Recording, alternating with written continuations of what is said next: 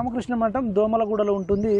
మన lower tank bund దగ్గర, మన హుస్సేన్ సాగర్ దగ్గరలో ఉంటుంది, హైదరాబాద్లో. ఈ రామకృష్ణ మఠాన్ని స్థాపించింది కూడా స్వామి వివేకానందనే.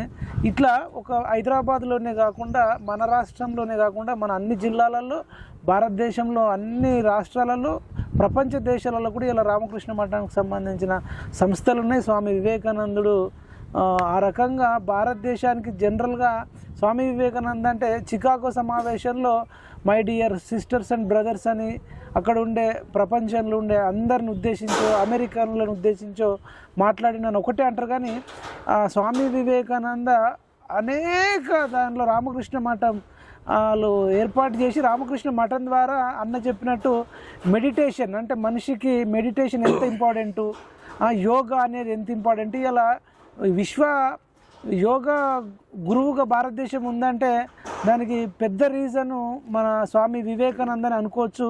ఇలా నరేంద్ర మోడీ గారికి కూడా ఇష్టమైన వ్యక్తి ఎవరైనా ఉన్నారంటే అది స్వామి వివేకానంద అని చెప్తుంటారు. స్వామి వివేకానందను ఇలా భారతదేశంలో హిందువులు అనేవాళ్ళు కానీ ప్రపంచంలో ఉండే హిందువులందరూ కూడా యోగా చేసిన అందరికి కూడా